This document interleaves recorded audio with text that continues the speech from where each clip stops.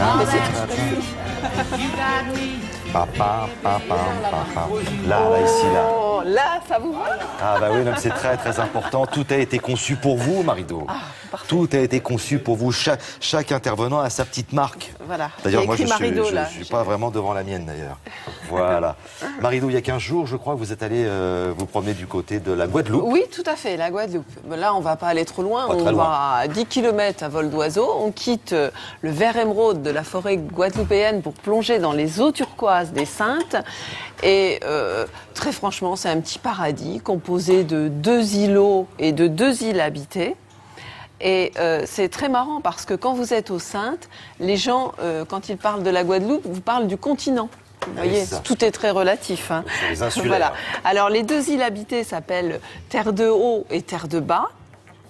Et pour y aller, eh bien, on va voir, on embarque depuis la Guadeloupe à Trois-Rivières et suivant un système de navette, on est déposé le soir. Et moi, je trouve que plutôt que d'y aller en excursion à la journée, comme le font la plupart des vacanciers, ben, ça mérite au moins 2 jours. Allez, on part.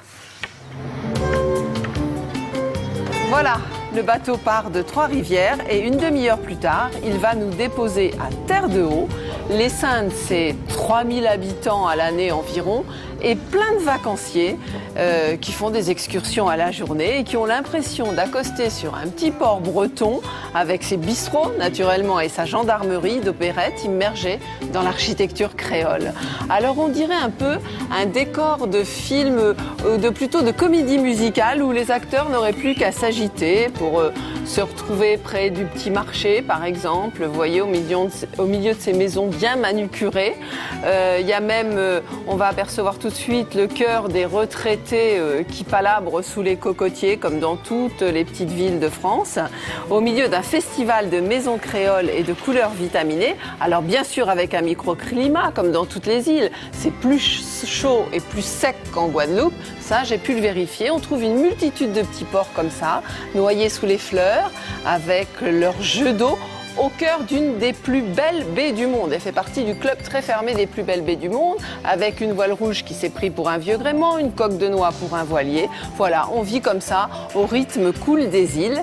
Et pour se loger, on va chez l'habitant ou dans une petite hôtellerie, comme au Petit Saint, cette auberge sous les feuilles, à déco un peu tendance gypsy coloniale, qui vient d'être reprise par un sympathique couple de métropolitains rompus aux règles de l'hospitalité exercée dans des grandes maisons de la côte basque. Alors ils se sont offerts une nouvelle vie au regard de la soufrière qu'on aperçoit dans le lointain. Et puis sur la plage, on a rencontré une petite fille et son papy qui faisaient du jogging, qui nous ont indiqué le sentier des Crêtes entre Grand'Anse et Pompierre, entièrement balisé par les chèvres. Alors je vous recommande vivement cette randonnée.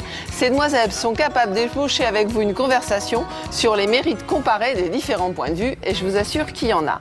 Au passage, on aperçoit l'île sur le nord de l'île, le fort Napoléon. La légende prétend que sous chaque pilier de soubassement se cache un loup d'or. Alors si vous avez le temps, vous pouvez toujours creuser. Et puis facétieuses, nos petites chèvres nous entraînent parfois sur des lieux où il ne faudrait pas. Alors prudence tout de même, parce que si les à-pics sont spectaculaires, le plongeon, lui, peut être aussi extrêmement vertigineux. Vous voyez ? C'est incroyable. Par contre, aux Saintes, on se doit d'avoir le pied marin dès le berceau. Le chien aimerait bien être du voyage et un peu vexé le pauvre tout de même qu'on l'ait renvoyé. Et puis pendant ce temps-là, sur la plage, eh bien, l'équipe locale de foot dispute un match acharné avec les vacanciers, tandis que ces demoiselles se font des confidences entre ombre et lumière. Ce soir, vraisemblablement, le dîner viendra de la mer. On attend avec impatience le retour des pêcheurs. Il y aura de la dorade au menu apparemment. Et puis, ne reste plus au Robinson qu'à allumer le feu. C'est vraiment une île qui mérite, Terre de Haut, qui mérite un petit peu plus d'une excursion à la demi-journée, je trouve. On n'a pas le droit de nous faire ça comme ça. Pour avoir ces spectacles et tout ça, il faut bien y aller 2 jours. À 8h moins le quart le matin, comme ça. Mais ça vous fait rêver, c'est bien, c'est fait pour vous donner envie. C'est réussi, c'est pour ça que je vous dis ça, c'est cruel. Voilà. J'ai l'impression que c'est le type de vacances familiales. Oui, tout à fait familiales, très, très sympathiques. sympathique, sans stress.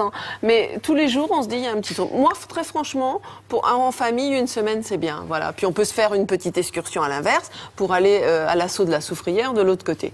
Alors pour y aller, bien sûr, il y a Air France, il y a Corsair.